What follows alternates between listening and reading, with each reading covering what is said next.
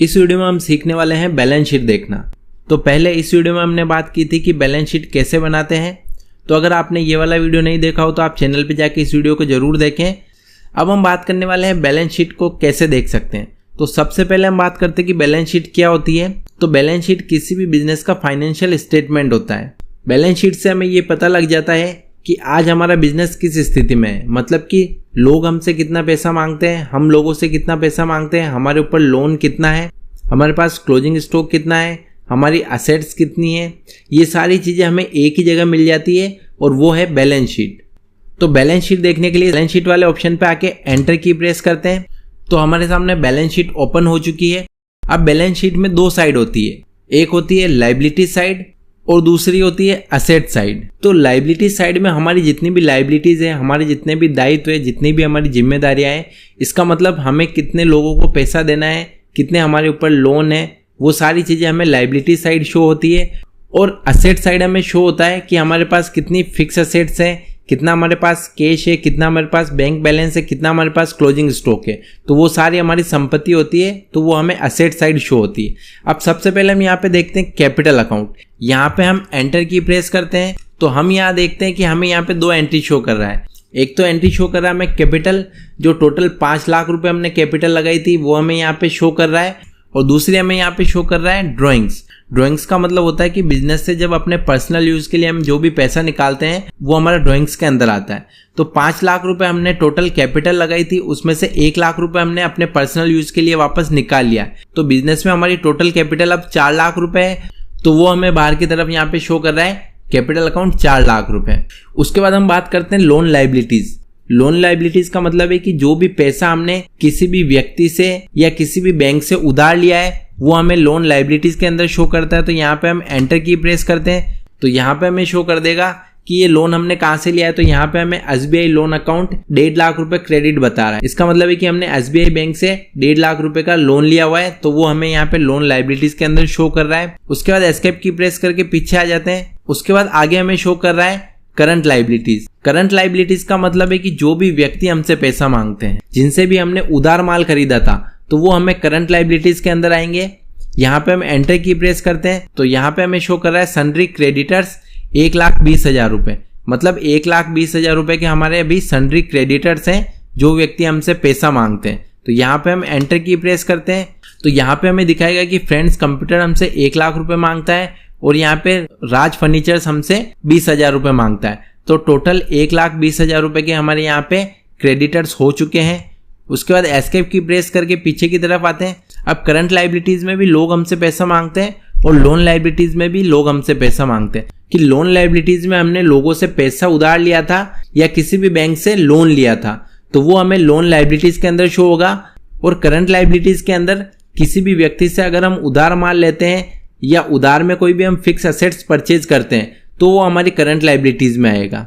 उसके बाद asset side में हम यहाँ पे देखते हैं कि हमें यहाँ पे शो कर रहा है फिक्स असेट्स। यहाँ पे हमें फिक्स असेट्स 50,000 रुपए शो कर रहा है।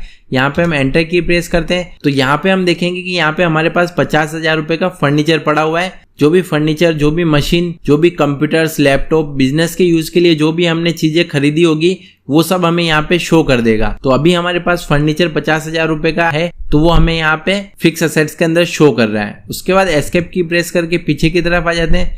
उसके बाद यहाँ पे करंट असेट्स में हमें 6,45,000 रुपए शो कर रहा है। तो यहाँ पे हम एंटर की प्रेस करते हैं तो यहाँ पे सबसे पहले हमें बता रहा क्लोजिंग स्टॉक 1,40,000 रुपए। मतलब कि 1,40,000 रुपए का अभी हमारे पास माल पड़ा हुआ है, तो वो हमें क्लोजिंग स्टॉक के अंदर शो कर रहा है। यहाँ पे हम एंटर की प्रेस करते हैं तो क्या स्टॉक हमारे पास पड़ा हुआ है वो भी हमें यहाँ पे शो कर देगा। तो यहाँ पे हमारे पास कंप्यूटर पड़े हुए हैं और कितने पड़े हुए हैं वो भी हमें यहाँ शो कर देगा। कंप्यूटर हमारे पास 4 पड़े हुए हैं और लैपटॉप हमारे पास 5 पड़े हुए हैं और किस अमाउंट के हैं वो हमें यहाँ पे शो कर रहा है। तो 40,000 रुपए के हमारे पास कंप्यूटर है और 1 लाख रुपए के हमारे पास लैपटॉप है। तो टोटल हमारा हो गया 1,40,000 रुपए। तो वो 1,40,000 रुपए हमें यहाँ पे शो कर रहा है। उसके बाद एस्केप की प्रेस करके पीछे की तरफ आ जाते हैं। उसके बाद अगला हमें शो कर रहा है लोन एंड एडवांसेज असेट्स। इसका मतलब है कि हमने लोगों को कितना लोन दे रखा है या हमने लोगों को कितना पैसा ब्याज पे उधार दे रखा है, तो वो हमें लोन एंड एडवांसेज असेट्स के अंदर शो करता है। तो यहाँ पे हम एंटर की प्रेस करते हैं तो यहाँ पे हमने जिसको भी लोन दिया होगा उसका अकाउंट हमें यहाँ पे शो कर देगा। तो यहाँ पे हमें शो कर रहा है जय लोन अकाउंट 50,000 रुपए, तो यहाँ पे जय को हमने 50,000 रुपए लोन के रूप में या ब्याज पर उधार दे रखे हैं, तो वो अमाउंट हमें यहाँ पे शो कर रहा है। एस्केप की प्रेस करके पीछे की तरफ आ जाते हैं। उसके बाद आगे हमें शो कर रहा है सनरी डेटर्स। सनरी डेटर्स में जिन भी लोगों को हमने उधार में माल बेचा होगा या जिस भी पार्टी को हमने उधार में माल बेचा होगा, तो वो पार्टीज हमारी सनरी डेटर्स के अंदर शो करेगा।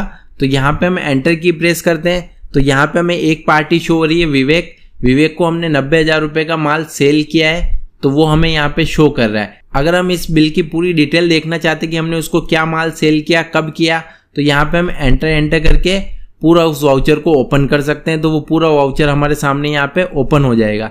तो किस डेट को हमने क्या माल उसको उधार दिया वो सब हमें यहाँ पे शो हो जाएगा। उसके बाद एस्केप की प्रेस करके वापस हम पीछे की तरफ आ जाते हैं। उसके बाद आगे हमें शो कर रहा है कैश इन हैंड। तो हमारे पास 2,65,000 रुपए कैश पड़ा हुआ है, तो वो अमाउंट हमें यहाँ पे शो कर रहा है। उसके बाद बैंक अकाउंट 1 लाख रुपए, मतलब बैंक में हमारे पास कितना पैसा पड़ा हुआ है, तो 1 लाख रुपए हमारे पास बैंक में पड़ा हुआ है, वो हमें यहाँ पे शो कर रहा है। किस बैंक में पड़ा हुआ है, तो वो हम यहाँ पे एंटर की प्रेस करके पता लगा सकते हैं। तो यहाँ पे हमें शो हो रहा है HDFC बैंक के अंदर हमारे पास 1 लाख रुपए यहाँ पे पड़ा हुआ है। तो इस तरीके से हम किसी भी बिजनेस की बैलेंस शीट चेक कर सकते हैं कि हमारी कितनी लायबिलिटीज है और हमारी कितनी असेट्स है। उसके बाद प्रॉफिट एंड लॉस अकाउंट भी हमें यहाँ पे बैलेंस शीट के अंदर शो होता है। तो यहाँ पे हम एंटर की प्रेस करते हैं, तो यहाँ पे हमें शो कर देगा कि हमने कितना माल परचेज किया था, वो हमें यहाँ शो कर देगा। तो हमने 2 लाख रुपए का माल परचेज किया था। उसके बाद कितना माल हमने सेल किया है वो हमें यहाँ पे शो कर देगा। तो 90,000 रुपए का माल हमने सेल कर दिया है। उसके बाद क्लोजिंग स्टॉक हमारे पास कितना पड़ा हुआ है, तो वो हमें यहाँ पे शो कर देगा। 1,40,000 रुपए का क्लोजिंग स्टॉक हमारे पास पड़ा हुआ है। तो टोटल जो हमने 2 लाख रुपए का माल खरीदा था, उसमें से हमारे पास 1,40,000 रुपए का माल अभी अवेलेबल है, मतलब कि 60,000 रुपए का माल हमने सेल कर दिया है और उस 60,000 रुपए के माल को हमने 90,000 रुपए में सेल किया है। तो यहाँ पे हमने 30,000 रुपए प्रॉफिट कमा लिया है। तो 30,000 रुपए हमारे यहाँ पे प्रॉफिट हुआ है, तो वो हमें नीचे की तरफ यहाँ पे शो कर रहा है ग्रॉस प्रॉफिट 30,000 रुपए।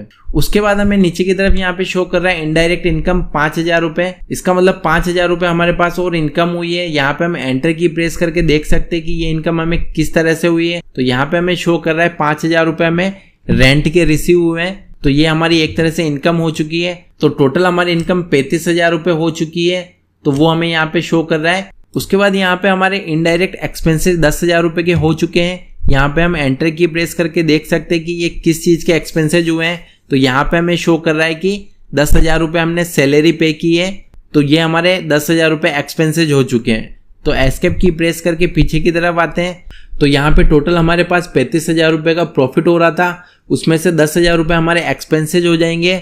तो हमारे पास जो नेट प्रॉफिट है वो बचेगा हमारा 25,000 रुपए। तो 25,000 रुपए यहाँ पे हमें नेट प्रॉफिट में शो कर रहा है। तो इस तरीके से हम किसी भी बिजनेस की बैलेंस शीट को चेक कर सकते हैं और हमें कितना प्रॉफिट और लॉस हुआ है, तो वो प्रॉफिट और लॉस अकाउंट भी हम बैलेंस शीट के अंदर इस तरह से चेक कर सकते हैं। अगर आपको वीडियो अच्छा लगा हो तो वीडियो को लाइक जरूर करें और अपने सभी दोस्तों के साथ शेयर करें। इसी तरह के और यूजफुल वीडियोस के लिए आप चैनल को सब्सक्राइब कर लें। Thank you. जय हिंद, जय भारत।